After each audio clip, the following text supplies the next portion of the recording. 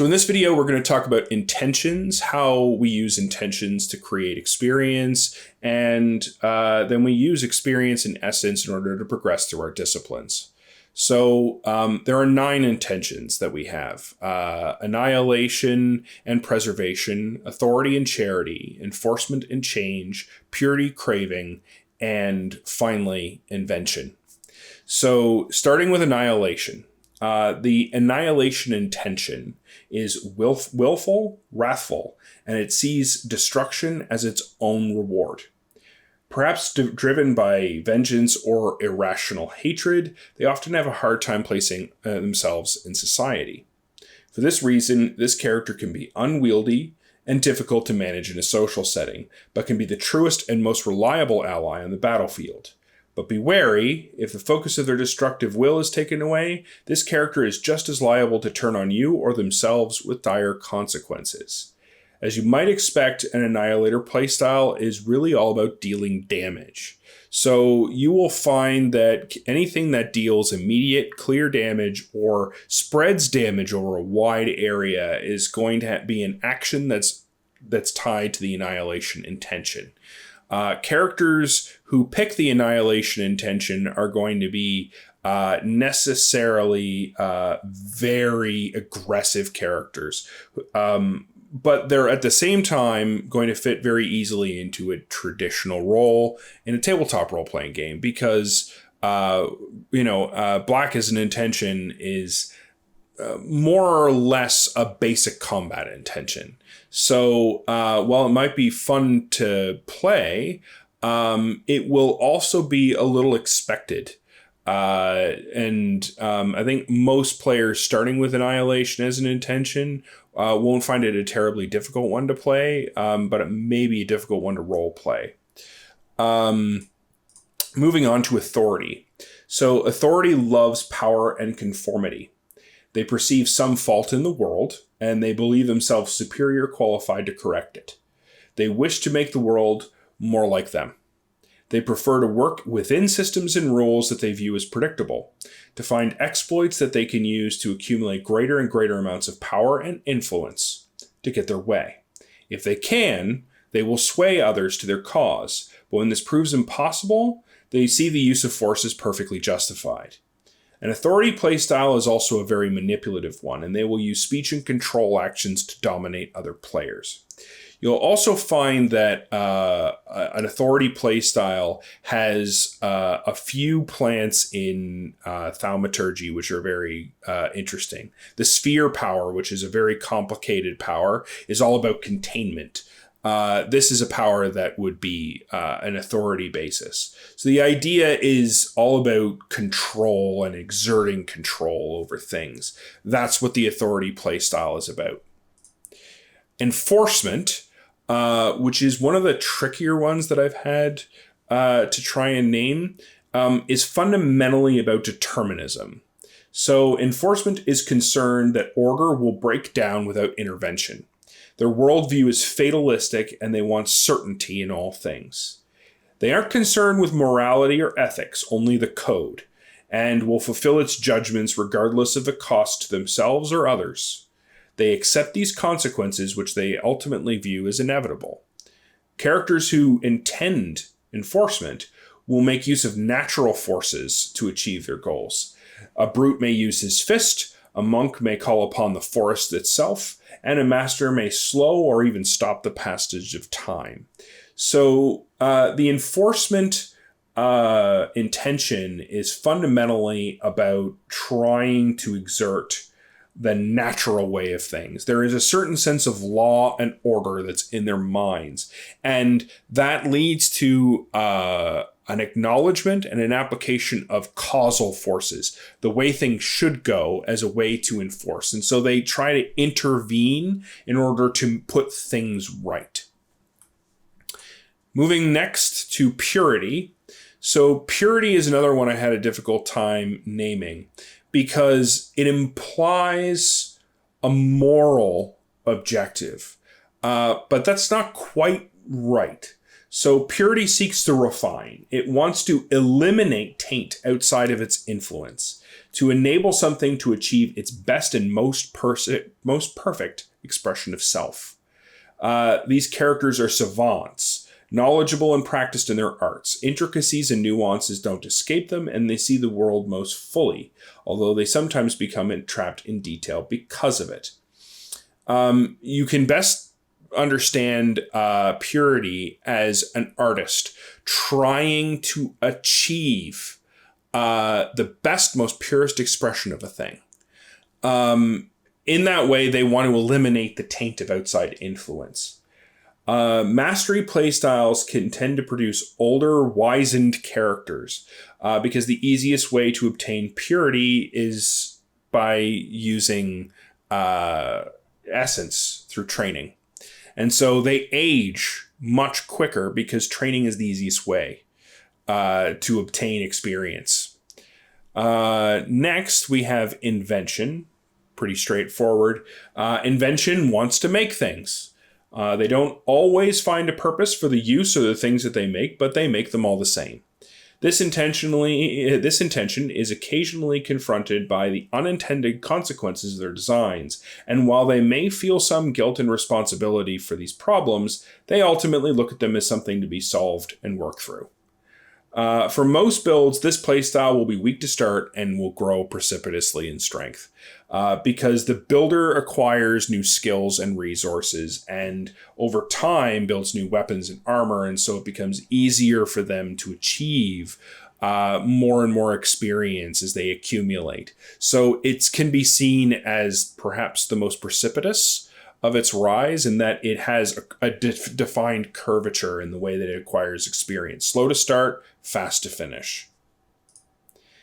Craving is insatiable hunger. It's motivation of every addict, thief, and sociopath.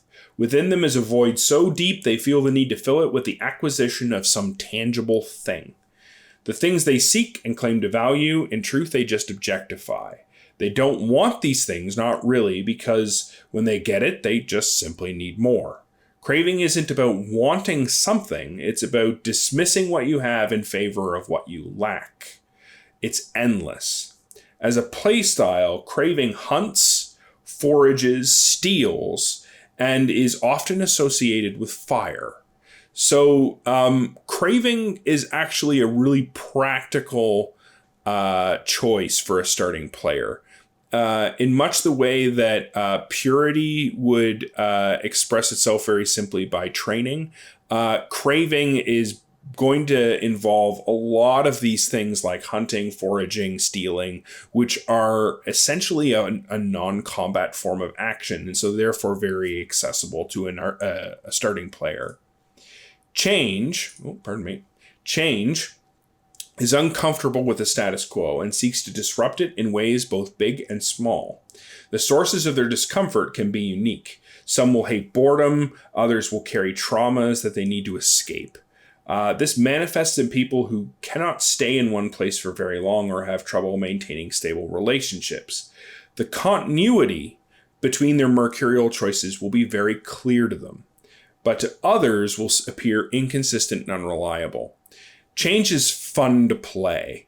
It's definitely fun to role play in that it may seem like the character has a very unstable foundation. They're very three-dimensional characters. Change as a play style, of course, is going to lean heavily into the use of alteration, augmentation, and withering conditions. It seeks to change other things as well as itself. Charity sees the good in things and wants to cultivate and nourish it. They give unconditionally. This is both their virtue and their curse. Not all help is appreciated or used well, and some may seek to abuse it, while others simply misuse it. For charity, this is a constant challenge, and reaffirming their commitment to goodwill is a constant struggle. Still, when a thankful soul acknowledges their work, or a seed that was sown bears fruit, they find that no joy could be greater. Charitable characters will empathize, they will teach, and they will attempt to amplify. So a charitable character may be a tricky style to play because it requires mentorship, teaching skills, things like that, to be able to make the most use of it. They need to work with other players in order to be able to realize their goals. And that's true even into thaumaturgic sides of their disciplines, of their intentions, because amplification is fundamentally about contributing to another person's power. So you will have a difficult time running a charity playstyle, but that may also be a really interesting challenge for a player who wants to really grasp the role-playing side of the mechanics of the game. Finally, we have preservation. Preservation's a very accessible playstyle because preservation is uncomfortable with change and terrified of loss. What preoccupies them is keeping things safe, undamaged, and unchanged for as long as possible. They will intervene when things are threatened, and they will resist attempt by others to evolve and grow. They will heal when damage has been done. Temporary changes are permitted only if it's what's necessary to protect what is. Preservation is one of the easier playstyles because of its upfront focus on opportunity actions, interrupts, and actions that heal damage or deny it. So parry, clash, these are types of things that preservation does very well. And so I think preservation is very accessible in much the same way that annihilation, which is its polar opposite, is. It ultimately is focused on very mechanically truthful things that are very accessible for most players. So if you're trying to build a healer, I would go for preservation. If you're trying to build a combat, a warrior, then go for annihilation. If you want to build a thief or a rogue, go for craving. They're very accessible, very workable. If you are tending to have a human character, invention is a no-brainer. But if you're looking to challenge yourself, charity, authority, enforcement, very difficult play styles. Change is kind of neutral in that respect. And I think purity is as well, in that these two are logical and easy to reproduce the necessary experience grades. But in terms of progression, there's not a lot of ways for them to get there, and at least they're not immediately accessible ways for them to get there.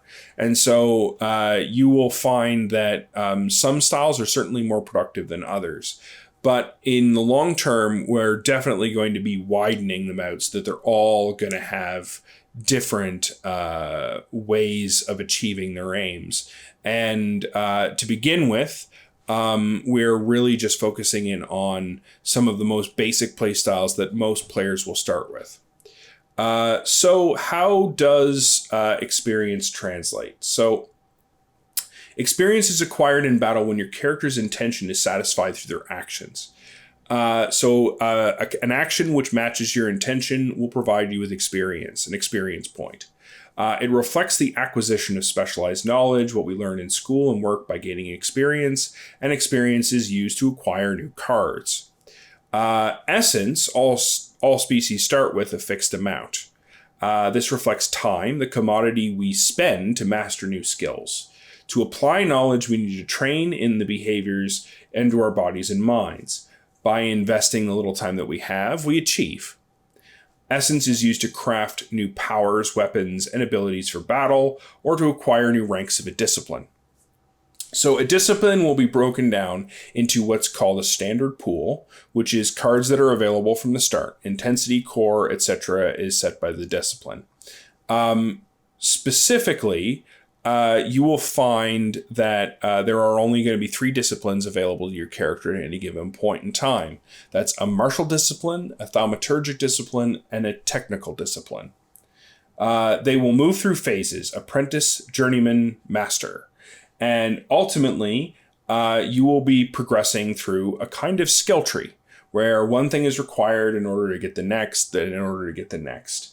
So what about weapons? So weapons are objects. They have compatible actions, but not actions themselves. So you would need, for example, a kenjutsu discipline to safely wield a katana. Otherwise, the action is improvised. But the production of a weapon is done through forging. So it's not necessarily a requirement that a player have kenjutsu to be able to build a sword, but it is necessary that they have forging of handheld weapons, melee weapons, to be able to build the sword. So what happens with life progression? How's that different? Well, there's young adulthood, middle age, and seniority. Young adulthood or adolescence is going to have its own form of life cycle. Things that are inside of young adult, inside of the life progression, are going to be primarily essence-based costs. And then as you spend, which of course you know that you start with a fixed amount of essence, 27,000, for example. Then we move to 25,000. When you cross the threshold where you've only got 25,000 essence left, you are now in adulthood. Things change. The number of hit dice change. The quality of those hit dice will change. And then you will have access to a series of new essence, new things that you could acquire through essence. What's available to you at any given point in time is anything that was available to you before. But the period of life that you are in, the stage of your current lifespan, will set certain defined and controlled attributes that don't change. So let's take a look at some of the disciplines that have been already made, and the kinds of things that they have as like kind of impacts that they might have on you as a character. So racial discipline for a Molokan. You're in your first stage of life. You're going to have a pretty large standard pool, but then you also have the ability to buy what's in the current phase, which is as an adolescent, you can acquire the speech technique signal, and then you can acquire the power action transference. Acquiring when you get transference, you will get the training technique for free. And then an outcome for bioelectricity. Power projection will allow you to acquire beam and the training technique of wild thaumaturgia. When you become an adult, you will be able to acquire empathy, wall crawl, and recharge, and then move your way up through until eventually at your apex, you will be able to acquire vice grip and domination, which allows you to use your telepathy on unwilling targets. If I go into a martial discipline, I'll continue with the work of the Molokans. So here we have the Whirlwind Sentinel. So the Whirlwind Sentinel is a martial discipline, and it has a number of accessible things on its initial novice run, leading to apprentice, expert, and master. You will need to complete all the things in the apprentice level in order to move to the expert level, the novice level to move to the apprentice level, or you can invest essence in order to be able to skip ahead if you want to ignore getting things like maybe certain forge techniques or the stealth skills, if what you're aiming for is just acquiring the range actions and the range techniques that are in this vein.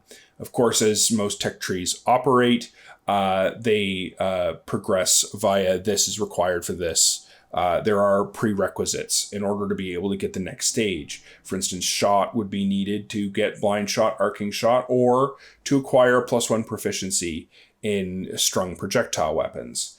All the way up the line, eventually, you're going to need to have blind shot and arcing shot and the strung projectile weapons for steady, but disarm is only going to require just the strung projectile weapons, which you will need the shot for. So this is an example of a martial discipline. Going into the Thaumaturgic Disciplines, there is the Stormcaller, which unlocks a variety of different powers, which are fundamentally power actions. Thaumaturgic Disciplines may include skills which are supportive. I'll give you an example of Primatic Theology, where what we have is some mythology skills that are embedded within it. But going beyond that, the primary goal of a thaumaturgic discipline is to acquire power actions, power techniques, and specifically power outcomes like the backfire ability or raw power or pyrokinesis. Pyrokinesis would produce certain types of objects like flame, or cryokinesis produce ice sheets. Later on, you can acquire the ice block object, which of course is a more advanced and therefore more useful form of ice object for cryokinesis. Technical disciplines tend to focus on non-combat settings. They do sometimes have combat settings, but they're generally non-combat oriented effects. So here we have the expedition survival system, which is meant to work with the core military's CMP program. Here there's hiking, circuit training, swimming, deadlifting and pole vaulting. It teaches forging techniques for rifling, to sharpen, to smith. And then there's, of course, foraging, hunting, and then hunting skills like rendering. Furthermore, there's things like field medicine, which is another technical discipline that's very useful for things like chemistry skills, microbiology skills, botany.